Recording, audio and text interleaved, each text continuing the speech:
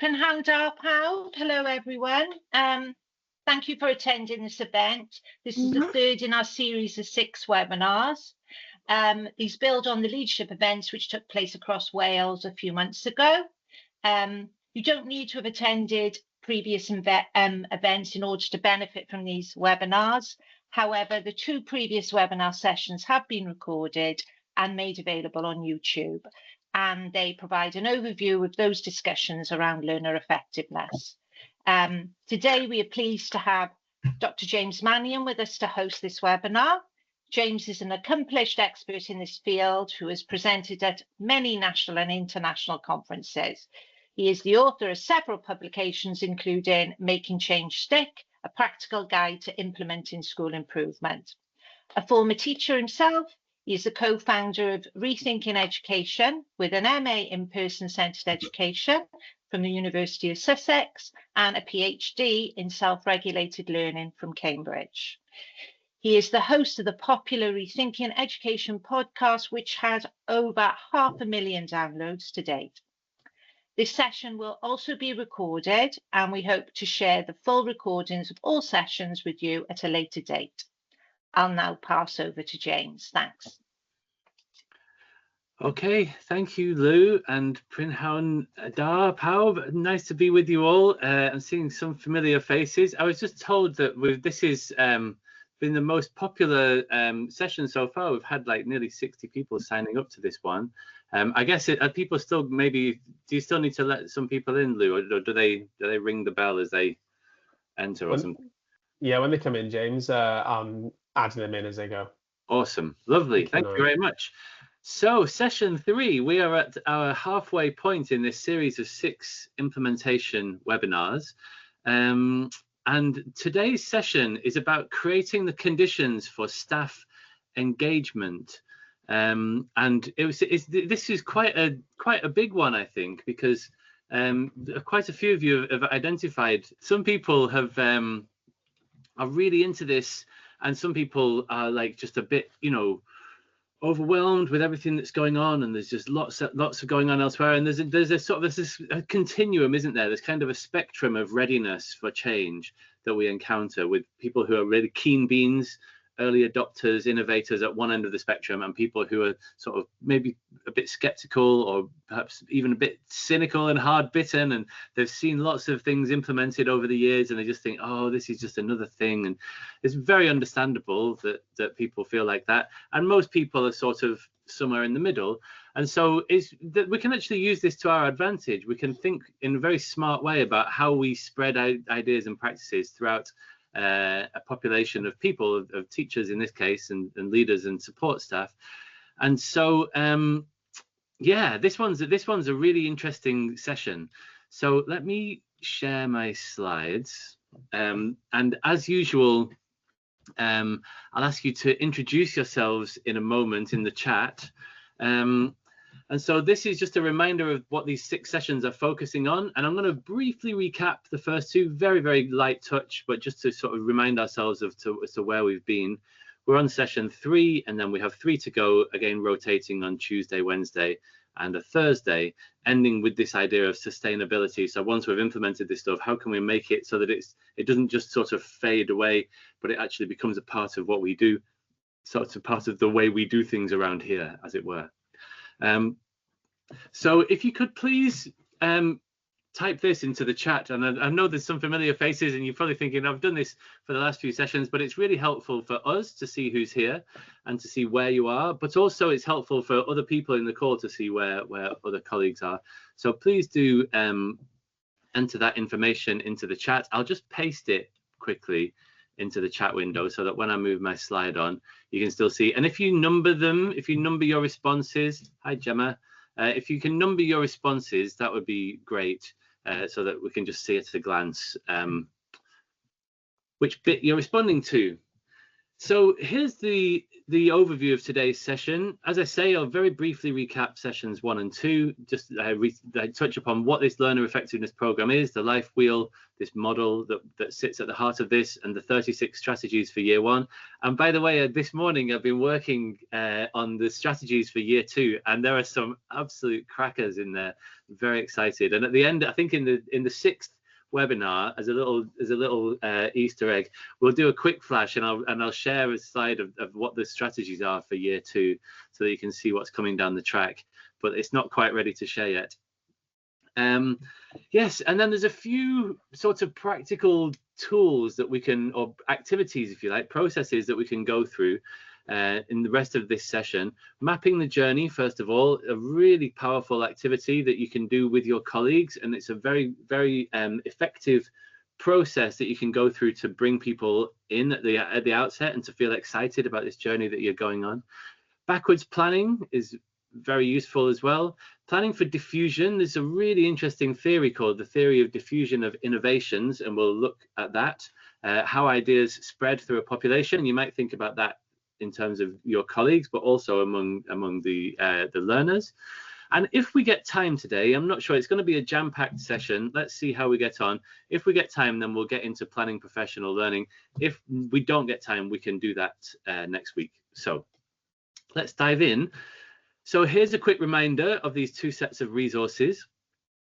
A reminder for those of you who've seen this before, that is. So we have teaching learner effectiveness, all of these learner facing resources, lesson plans, slides, videos, handouts, and so on, which can be used in a range of contexts. And we briefly talked about that last week. It could be in tutor time, health and wellbeing lessons, in the context of subject learning, small group interventions, working with parents and carers, assemblies, professional learning as a coaching framework. There are loads of ways in which we can use these ideas and strategies. And then on the right hand side here, the professional learning program, a 2-year program to provide people with the time and the space to really just get their heads around what this thing is.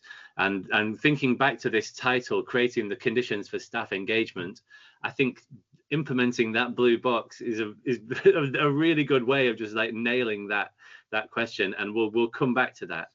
How can we secure staff engagement? You get people to sit around the tables and to talk about this, and to do so regularly in an ongoing way, so that they're checking in and taking action and learning from one another, and spreading the wisdom throughout the school. That's really what that's been designed to do. But there's a bit more to it than just that. And so this is the life wheel. This is the model of learner effectiveness that sits at the heart of these resources. I won't go through this in great detail because it should be familiar to you by now. But we have these 6 domains, these 6 areas of learner effectiveness, and it's really important to pay attention to each of these. And it's really interesting as I was chatting with my colleague Kate McAllister this morning, who I'm working with on this project. We were talking about these strategies that we're implementing in year 2, and she was sort of saying, like, lots of these ideas, like, we've sort of gathered over like hard-won information that's been gathered through years of sort of reading books about productivity and listening to podcasts, like endless podcasts about productivity. And this is the stuff that lots of people of our age, if you like, people of adult age, especially sort of around about, I don't know, it's maybe a bit of a generalization, but sort of like as you get into your 30s and 40s and you sort of think, actually, I'm getting quite frustrated with this, like I'm making the same mistakes over and over again, or I'm not using my time very effectively here. And it's actually really quite basic stuff about how to sort of declutter your mind, how to just streamline your workflow, how to use tools and strategies to make you an effective, well-rounded person. And we don't need to wait until you're 30 or 40 or 50 or whatever to be listening to podcasts to learn this. This should be everybody's birthright. Like these things like breath work, journaling, meditation, organizing your filing and what have you. This is basic stuff, and it's free to learn it. It's not hard to learn it, but if we just carve out the time and space to teach this stuff in schools, then we can save those young people a lot of time and effort and a lot of time listening to podcasts in their older years. So Yes, there are a number of reasons why this model is helpful, I think, and they're listed down the side here. I won't go through all of that, but if you recall last week, just looking at that bottom bullet there, we can use this in quite a smart way to do what we call a root cause analysis, where you can use this to sort of to zoom in to different aspects of areas where your learners are struggling with whatever it might be, with their friendship groups, with self-talk, with technology addiction, with sleep, diet, exercise, whatever it might be, and you can really help to sort of unpick where they are now, where they want to be, and how you can get from A to B by targeting strategies at the particular barriers to learning that they face as individuals. So there's lots to credit this, and so this is the 36 strategies for year 1. So we have 6 in each of those domains. So very briefly, we talked last week, just to round off this recap, about slice teams, this idea of representative teams. And there's a nice quote here from the EEF's implementation guidance. I'll just give you a second to read that.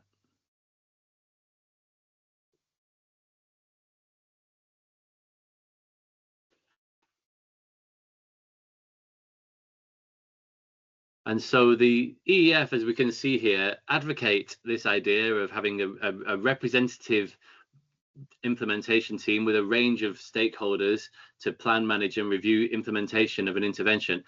The EEF guidance, though, doesn't give any further, guidance on what this actually looks like. And so just to dive into this in a little bit more detail, in a school, a slice team might include a representative of all of those people. I beg your pardon, it will be ALN coordinator, of course. I copied this slide from another deck. Pupils, parents, governors, a cross-section of people from different departments, if you're in a secondary school, is a really good idea. I recorded a short conversation the other day with a head teacher called Creu'r, a primary school head teacher, and he was talking about slice teams and just how absolutely transformational it has been using slice teams at his school. And I was asking him about the inclusion of children, because he includes children in all of his slice teams. And I sort of asked him, I was like, what would you say to a school leader who feels a bit hesitant about the idea of including young people in slice teams, that some people might feel a bit sort of like they're not sure whether they want the children to see under the bonnet, as it were, to sort of to see the questions that the educators are wrestling with. And Creu'r's answer was really interesting. He sort of said, you can't afford not to. That you can't afford not to do that. If you want to find out what's under the bonnet, like, show it to people, show it to the kids, and ask them what they think. And it's often very revealing. They're very insightful, and they will tell you it's a very effective use of time to share what you're thinking and to ask for their input. And you can save yourself a lot of time and pain. And so the makeup of the team really depends on your context, depends on the size of your school. If you're in a PRU or a special school, perhaps you're going to have a smaller number of people. Really ranges up to, say, 12 in a very large secondary school. On average, in a secondary school, there's probably around 8 to 10 people. And there are 2 big advantages to working with a slice team. Number 1, you get much better decision making. And number 2, you get buy-in. So people come with you on this journey. And there are a number of different levels on which you could use slice teams. And we can think of 3 levels here. So we have, first of all, just like a consultation, a focus group, which would be the least time consuming, where you just get a bunch of people together, as many as you can manage, ideally during the school day, if you can manage that. If people are on free periods, or they can be covered, or you can, have somebody come out of a lesson briefly to look at this stuff. It's the best if you're not eating into people's time after school, although obviously up to you. Just to gauge people's initial thoughts. I really recommend doing that as an initial step, even if you don't take the slice team further. If time is very tight in your organization, it's a very good idea to do that. Then we have the idea of a steering group, where you would sort of have one person or maybe 2 people leading on the implementation of this, probably like the assistant head in charge of teaching and learning or something, or a lead practitioner, and then meeting with that steering group, with that slice team, maybe half-termly or termly, just to sort of to share where you're up to and to discuss key issues. And then the most time-consuming version of this, but the most effective in my view and in my experience is a working party where the slice team is the executive. They are making all of the decisions about what this looks like from beginning to end. But as I say, that does take more time, and so it's worth just thinking about that and what model might work in your context. Okay, so let's get into the new stuff. This will be a nice little interactive activity. This is an activity called Mapping the Journey, and I've borrowed this from when I worked at the Institute of Education in London at UCL in the Centre for Educational Leadership. We used to do this activity in almost all of the programs that we ran. They call it an impact framework at UCL. I call it Mapping the Journey, and it's essentially just thinking about where you want to be and where you are now.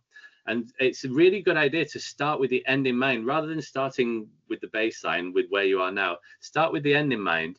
And in this activity, I would like you to be really utopian in your thinking. I want you to cast your mind forward to, say, a year or two in the future.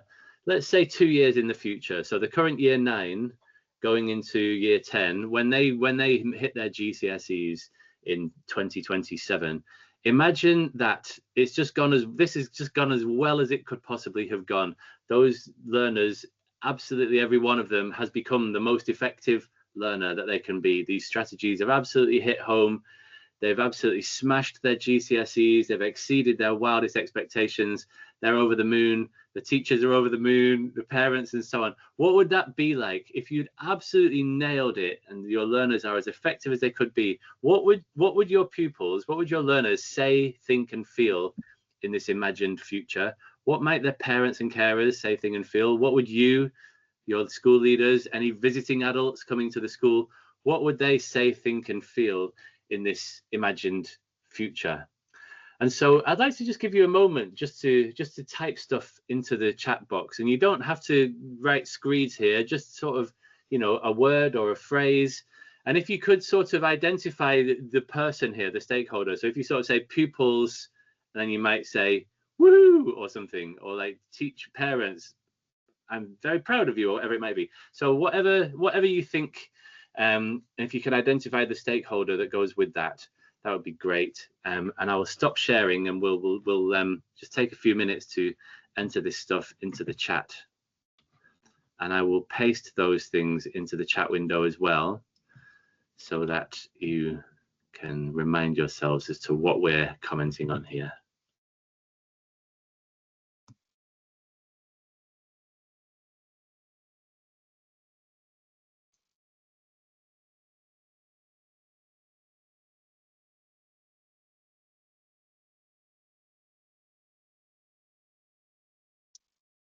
There we go.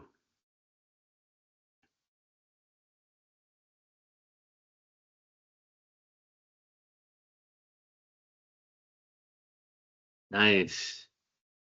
I'm not afraid of things anymore. Yeah. That's a great one. Thank you.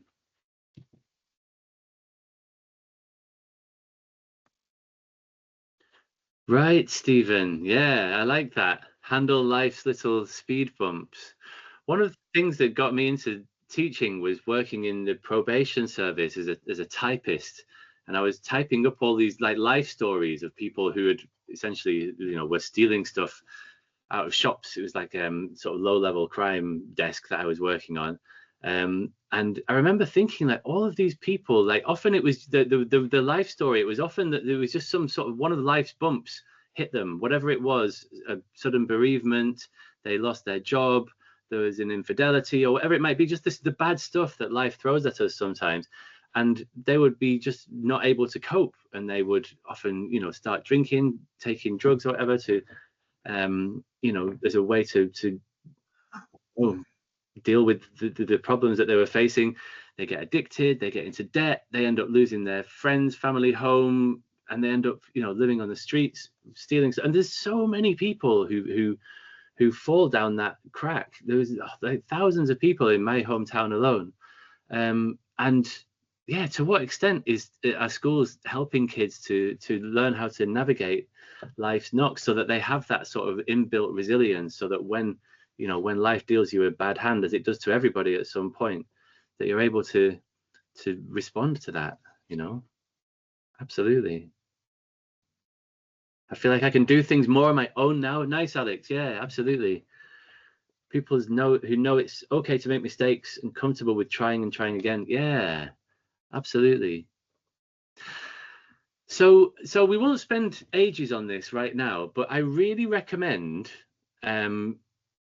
doing this activity with your colleagues. If we're thinking about creating the conditions, it's a great way to spend an hour if you have a twilight session or part of an inset day, to go through this process, and then you return to the present moment. And so let's just quickly do that bit. So imagine that we've filled out this side, and you've given people, say, 15 minutes to really flesh this out and to compare notes on their tables and so on. And now we return to the left hand side of this slide, where we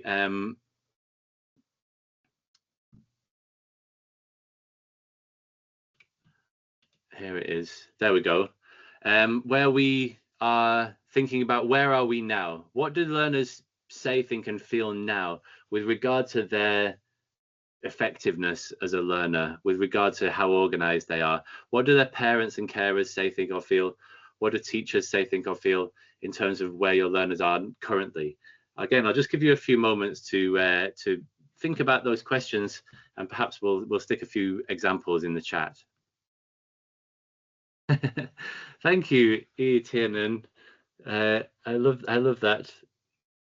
It's actually a good school, right? Yeah, absolutely right. It will change perceptions of the school, wouldn't it, in the local community? People will talk about that. Yeah, teachers will say it actually worked. Love it, love it. Yeah, absolutely. We can make that a reality if we make that our goal and we work backwards. Later in this session, we're going to do backwards design. We're going to think about how to work backwards from this vision and make it a reality.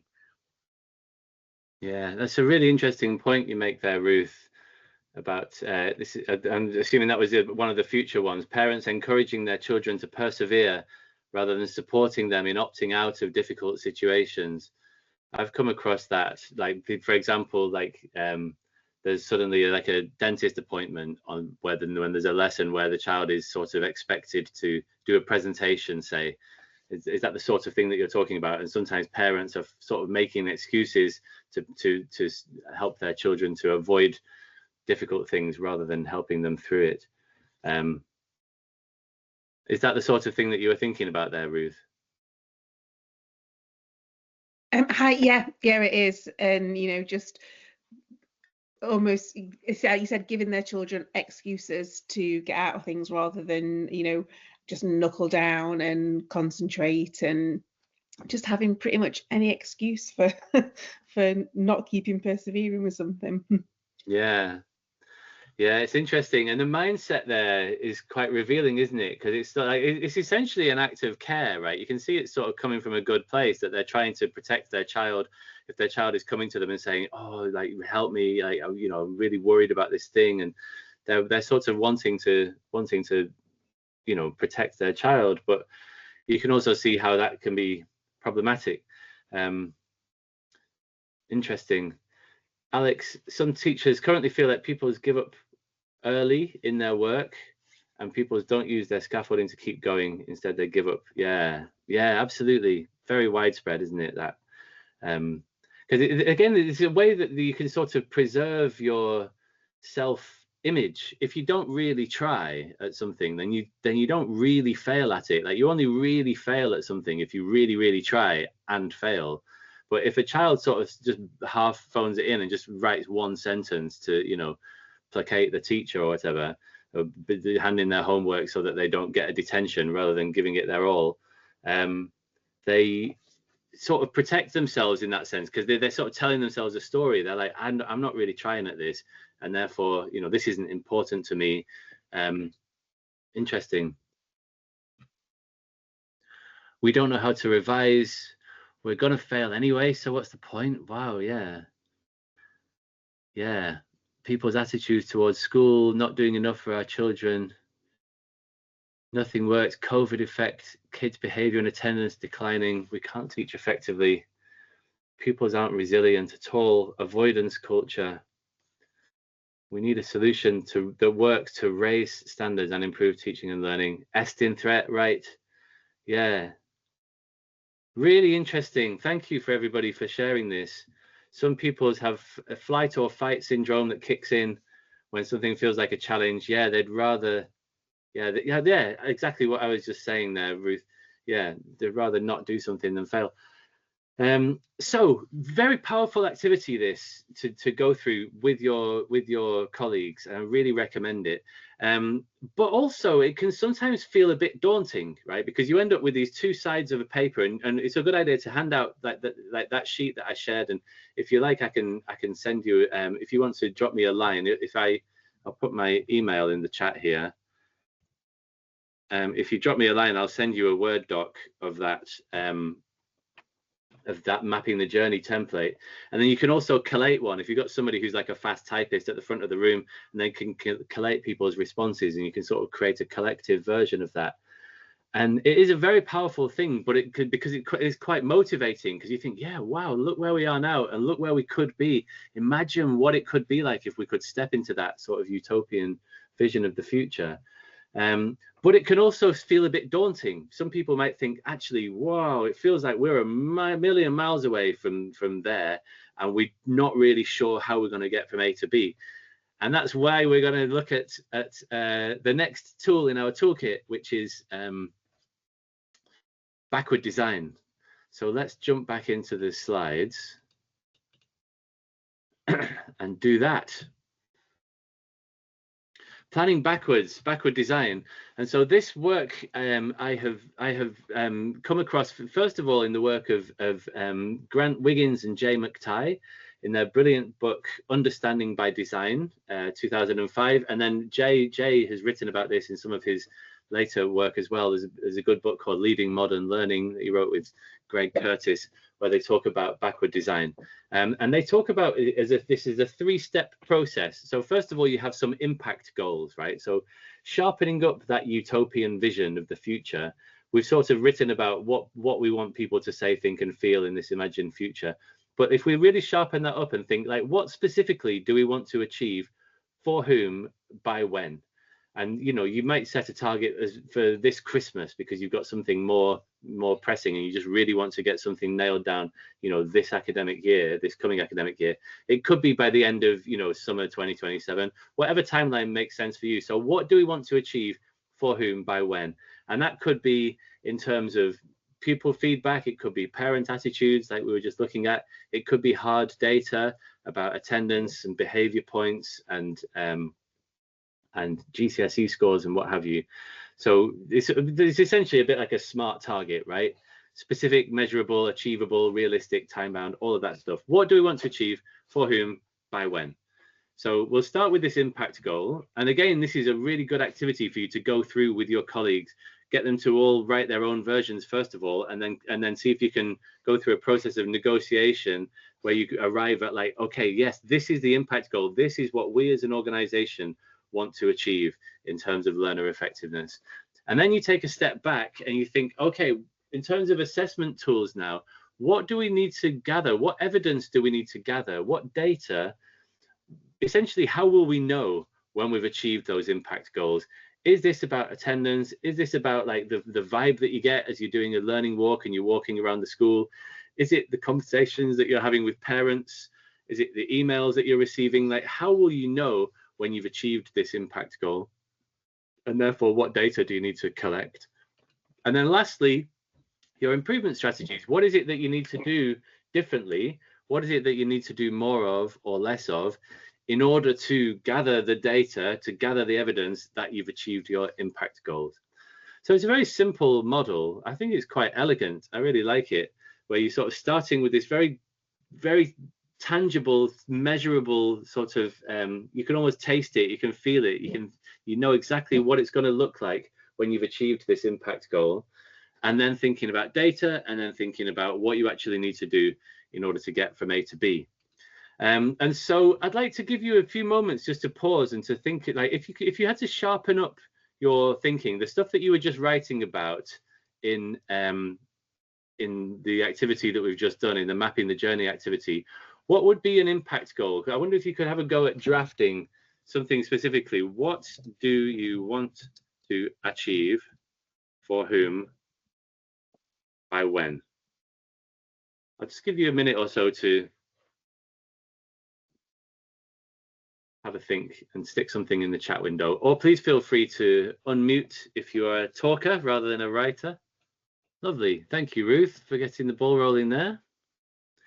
We'd like to develop learners who show perseverance and a positive response to setbacks by the end of their school experience. Yeah. Okay, so you're thinking about by the end of year 11.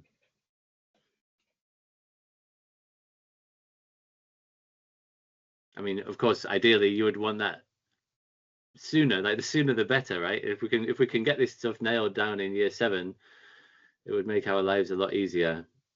Oh, by the end of, okay, all right, interesting. By the end of year 7. Thank you for clarifying. Yeah, absolutely. Yeah, if we can nail that down by the end of year 7, and it's doable. It's absolutely doable. Like just in the way that we focus so much on content and cognitive stuff in schools, with the best will in the world, with the best of intentions, we sort of miss the important work that we can do further down the school in Key Stage 3, to embed these habits, these routines, these strategies, these sorts of dispositions, just ways of people just automatically think, yes, of course I'm going to redraft this. This is just like my first go at it, and it just becomes like the water they swim in.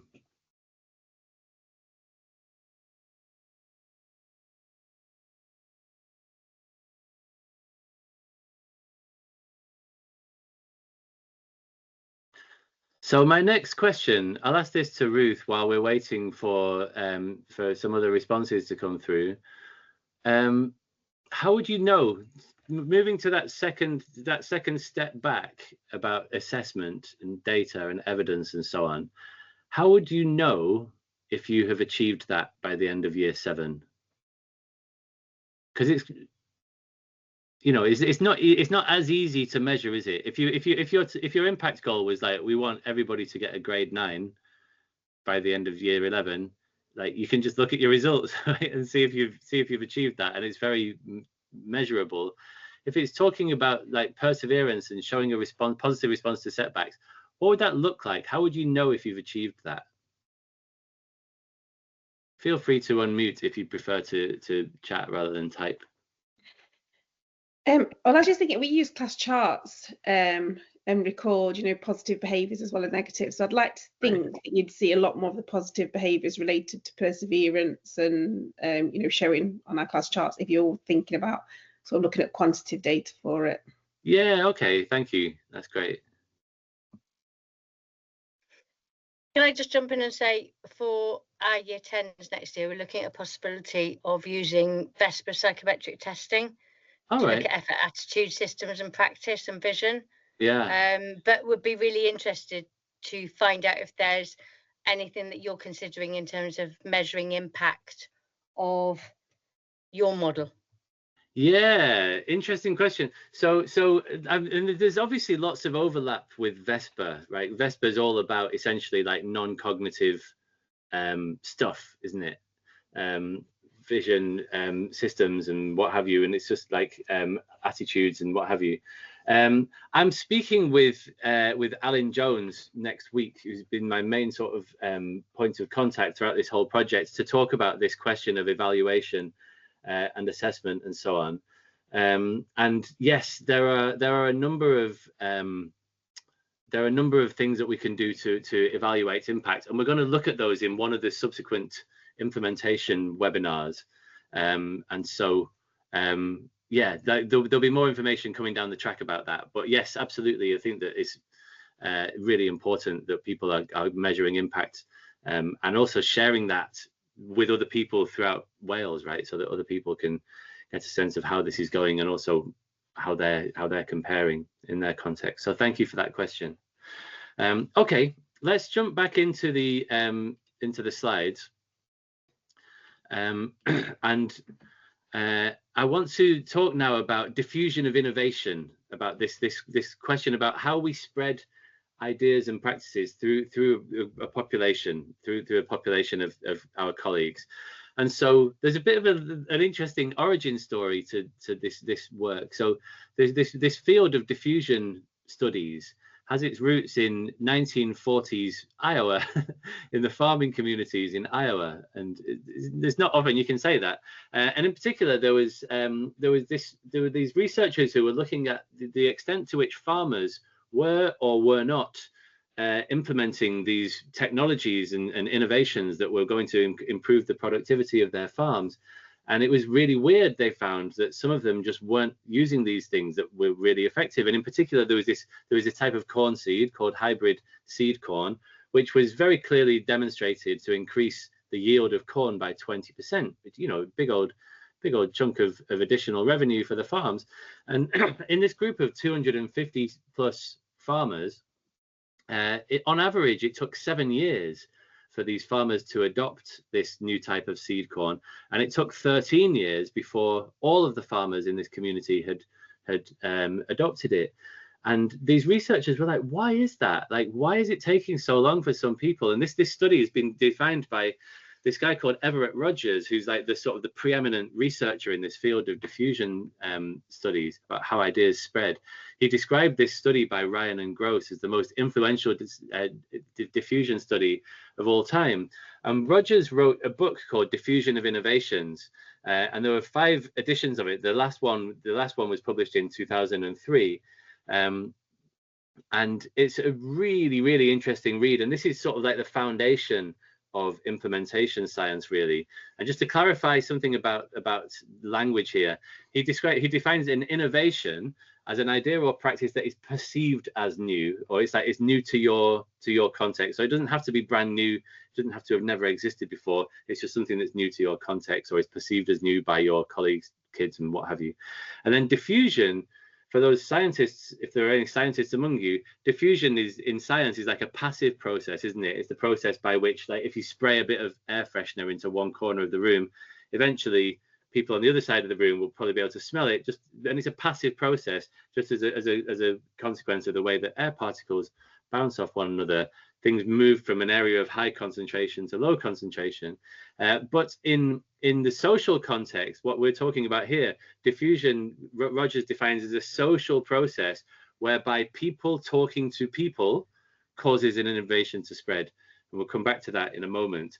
And so what the key sort of insight that Rogers found was that you can divide any sort of population of people into subcategories according to how ready for change they are. And at this point, if you haven't come across this before, you will probably recognize some of the language here. So first of all, we have innovators, people who are on the lookout for new ideas. This would include you, beautiful people who are joining this webinar, who are on the lookout for these new ideas, willing to take risks, people like to be first. Innovators are the gatekeepers of change. Change doesn't happen unless it goes through the gatekeepers. And these people require little to no encouragement. They're keen, they're animated, they're interested. Then we have early adopters, the so-called first followers. And if you haven't ever seen the dancing guy video on YouTube, I thoroughly recommend that you do that. I'll just paste that URL into the chat. If you've never seen that, hit that link, and after this call has finished, watch that video, because it's really quite something. It's a very good demonstration of the importance of early adopters. These people embrace change. These are the types of people who read how-to manuals and what have you. Again, require little encouragement. Then we have the early majority and the late majority. The early majority are not leaders, but they do tend to adopt new ideas before the average person. They might require some persuasion. They might want to see case stories, evidence of success in other schools, evidence of impact, peer-reviewed articles and what have you. Then we have the late majority, and these people are a bit more skeptical. They will adopt an idea once they can see it working, but they might require a bit more persuasion, real world modeling. They might say, I want to see this working with a teacher who looks like me in this school. And once I've seen that, then I'll get on board with it. But until then, I've just got too much other stuff to think about. They might require some coaching, mentoring, training, and so on. And then we have the resistors, the people who are deeply skeptical to change. Perhaps they're bound by tradition. They don't like to be persuaded to do things. And these people might require a very different set of approaches, where you're having one-to-one conversations, you're trying to incentivize them. Perhaps some sort of performance management conversation needs to happen if they're really digging their heels in and refusing to get on the bus, as it were. And as the language would suggest, the fact that two of these categories include the word majority, these categories are not evenly distributed, and so we often see this sort of this bell curve to describe the rough proportions of people in these categories. We have a very small number of innovators, we have a decent chunk of early adopters, early majority, late majority are the vast majority of people, and then the resistors over on the right hand side. And if those numbers look a little bit like suspiciously accurate to you, they are it's just worked out using a scientific formula of standard deviations. But reliably, what Rogers has found is that reliably across all kinds of different populations, if you're talking about consumers, motorists, patients, doctors, teachers, voters, very reliably people fall into roughly these proportions when we're talking about innovation and change. And the really good news is that there's a tipping point, the so-called critical mass, but like the tipping point was made popular in Malcolm Gladwell's popular science book, which is defined as the point at which further diffusion becomes self-sustaining. After you reach this point of critical mass, the rate of adoption accelerates. And so we need to get a certain point through this population, and then it sort of tips and it gathers momentum, and then everybody else just sort of starts getting on board. And the really good news is that the tipping point comes really quite early in the process. You only need to get about 15 or 20% of people on board with an idea before it really starts to gather momentum. And if you think about, for example, let's say you've got an English department with 10 or 12 people in it, if you're in a big school, and two of those people are really into this learner effectiveness stuff, and every time there's a staff meeting and there's an AOB and they sort of say, yes, I've got something to share. We've been doing this stuff around learner effectiveness and it's amazingly effective, and the kids just are coming on leaps and bounds. Here are some resources. If you want me to come and visit your lesson, give me a shout. And they start to, then their enthusiasm becomes infectious. And then 3 or 4 people in that department are on board, and then 5 or 6, and it sort of starts to gather momentum. And all of a sudden, everybody's doing this exciting new thing. And then the question is, what is the mechanism? How do we get this idea, these ideas to spread through a population? And as we've already seen, the answer is people talking to people. And if we go back to that farm study in Iowa, the farmers were far more likely to implement this innovation if their neighboring farm had done it the previous year. So there was this like halo effect, a neighbor effect. So if people are sort of seeing that this thing is working, then they catch it from that person, and then it starts to spread. And then the question is, how can we get people talking to people? And the answer to that is dialogic professional learning, essentially. There are lots of ways in which we can set up professional learning. You can get people doing reciprocal lesson observations to look at how these ideas are being used in tutor time, in health and well-being, and wherever. Dialogic approaches to professional learning, practitioner research, action research, coaching, whether that's in pairs or triads, lesson study, and of course our embedding learner effectiveness program is very much a dialogic approach. And it's really that basic idea of just finding as many ways as possible for your colleagues to talk to one another about these ideas. How can we get our kids to persevere more? How can we get them to stick more? Which of these strategies, of these 72 strategies, which ones are working for our learners? And if it's working in this classroom, maybe it could work for all of us. We could all be making our lives a lot easier. And so really, I think your jobs as the leaders of this in your schools is to think about how you can engineer ways to encourage these conversations to take place, either formally or informally. And so here are some questions to think about, and again I'll paste these into the chat in a moment, and let's just have a conversation in the last few minutes of this webinar. How might you identify and recruit early adopters, first of all? Oh, yeah, sorry, just one more. There's one more thing to say about this model, and that is that we don't really need to worry about the resistors at the outset because of this tipping point thing. It's a very effective way. What you really want to do is to focus at the other end of the curve, to think, who are our early adopters? Who are we going to get to hit the ground running with this in September, October, in the autumn term? And how can we get this idea to then spread and to start to tip through these other different types of people? And what different strategies might we then use when we're working with early adopters, the late majority, the resistors, and so on? How might our approach to getting these people on board change? But the first question is, who are our early adopters? And it's a really good idea to ask people to self-identify. So you could say to people, like, we're going on a journey. We really think that these these learner effectiveness resources are fantastic, and we want everybody to be on board with this. But for everybody to just go for it from the get-go from the 1st of September, that might be a bit too big a thing to ask, because we want to sort of build capacity and to test these ideas and to iron out the creases and so on. And so we're just going to work with a group of early adopters in the autumn term, and then maybe in the spring term we'll be looking at tipping this out into early majority. And by the summer, if you're feeling like you've just got a lot on at the moment, okay, fine, but we'll have this conversation next Easter, and we'll pick this up then, so that you can sort of ask people to self-identify who wants to get on the bus now, who wants to be in the second wave of this sort of early and late majority around New Year, January time, and who wants to be in the rear action, if you like, the people who are currently a bit resistant, but they're going to get on board at that point because they can see that it's working elsewhere. How might you facilitate people talking to other people about this stuff? By when do you aim to reach the tipping point? By when do you aim to reach 100% adoption, so that all of your tutors, all of your health and wellbeing teachers, all of your support staff, whoever it is, however you're going to do this, by when do you want to get to the point where all of your learners are like cooking on gas? And which strategies might you use to secure buy-in among those different adopter types? So there's lots to think about there. We probably won't get through all of that, but we've got just under 10 minutes left. And so there are those questions. Please feel free to unmute if you wish, or to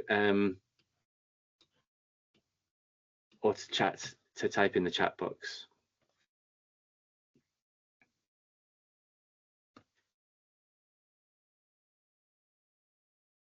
Have you got as far? Has anybody got as far as thinking about who your early adopters might be?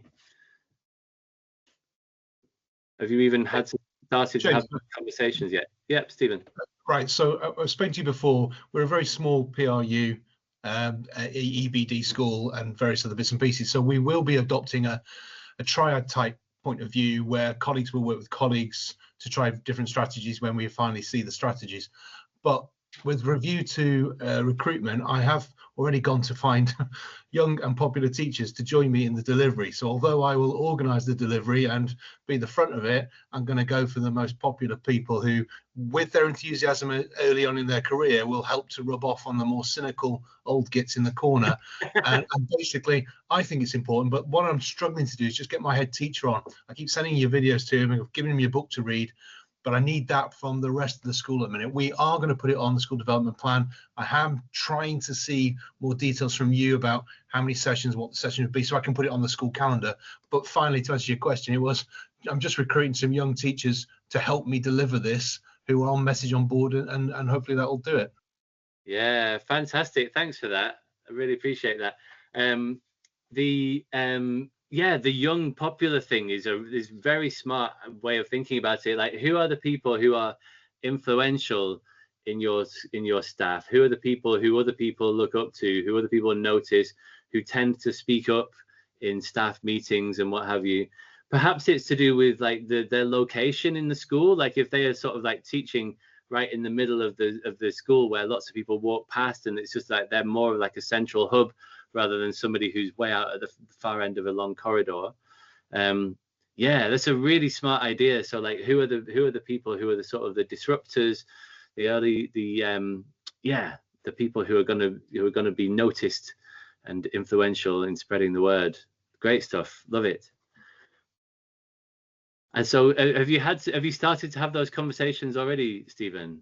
Or is it yeah, I'm sharing your videos. I have managed to recruit a really good young teacher who's well respected and a popular member of the team as well. And I've actually gone to one who's a bit of a cynical old git. And if I can get them on board, and we can do it as a 4, and then we're going to take a triad each just to run with it, and then swap them around in different workshop type things, I think. Yeah. But yeah, it's just getting them all on the message. I mean, I was on message from seeing you in Aberystwyth, and now I'm desperate to get on. I've just got to spread it to a few people. Once we've got the core, all the LSAs and everybody else will join on as well. Yeah, absolutely. That's brilliant. And it's great that you're talking about getting somebody who's a bit more skeptical on board. And often, well, what I've found in the work with slice teams is that when you sort of throw out the invitation and say, who wants to get on board, people are often surprised that it's those people who are a bit more sort of skeptical, and maybe they seem a bit, jaded because they've seen this, so many things come and go over the years. But they often really care deeply still about, improving outcomes for kids, and they want to make a difference. And that slice team approach of just inviting them into the conversation and saying, like, how can we make this work for our kids? And what do you think? Like, help us to make this work here. It's a very effective thing to do to get those people on board. Love it. Okay, so we've got here me and my counterpart on the other campus. Are you on a split site? Got a meeting set in the week. Fantastic, with the SL leads to make this a plan. Wonderful, great stuff. Lovely to hear. And then the following question. So if we could just alight on that second one, this question of how will you facilitate people talking to people? So once you've got that initial group, you sort of need to then you already need to have a plan in place, right, for what happens beyond that, so that you're not just preaching to the converted, as it were, singing to the choir. How might you facilitate people talking to people? What's your inset calendar looking like for the next year? And is there any scope for either running that full embedding learner effectiveness program, or perhaps making this a focus of coaching or lesson study, practitioner inquiry? What does it look like in terms of people talking to people? How much leeway do you have there? Can I just throw that question back to either Etin, and I'm so sorry, I don't know your first name, or to Stephen, as you just responded about this people talking to people thing. Have you got that far yet?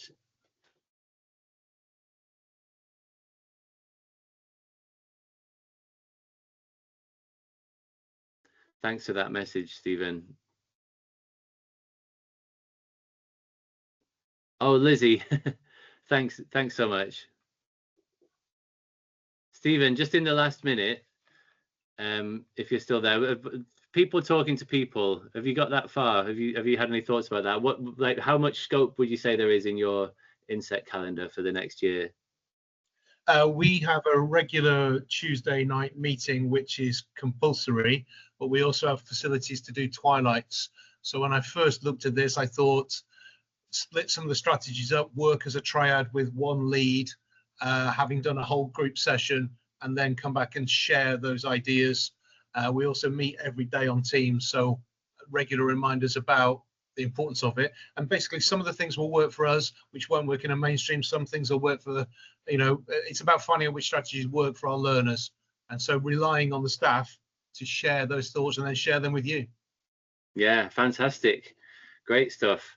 And thanks for the offer of pilot schools. Absolutely, let's stay in touch. But also, I mean, that goes out to everybody really. We've piloted these with our colleagues, in the steering group. We've been working with the steering group, and we know that the ideas are working. We've got some evidence coming through of that, and so we're not really looking for pilot schools anymore, but we are very keen to just stay in touch and to take part in these evaluations. As I say, I'm speaking with Alan next week about that, so there'll be more to share soon about the evaluation stuff. Good stuff. Okay, we're at 5 o'clock, but Lizzie, I'm aware that you said that you're oh, here we go. Thank you. Just in at the whistle, looking at embedding this into one lesson a fortnight with year 10. Fantastic. Currently being timetabled. We'll work with the teachers of that lesson. We've already identified who wants to teach it and looking how to create this within the curriculum. That is marvelous. That's so cool to hear. It's those standalone lessons, I think, that's the gold standard model. As you can see, I've become more comfortable with hanging my hat on that hook. The standalone lesson, I think, is the way to go with this. All right, thank you so much, everybody. I really oh, that's a good question, Stu. Will the presentation slides be available? Yes, I will do that. I will mention it to Daniel and to the team in Welsh Government, and I'll also send them out to however you get the information, because I've been sending emails out as well. Yes, absolutely. I will share the slides completely with you. I'm glad to. You're very welcome. I'm glad to hear that you're finding them useful. Okay, everybody, thank you all very much. Enjoy the rest of the evening and this amazing heat wave of a weekend that we seem to be heading towards, and see you next time, hopefully. All the best. Diolch.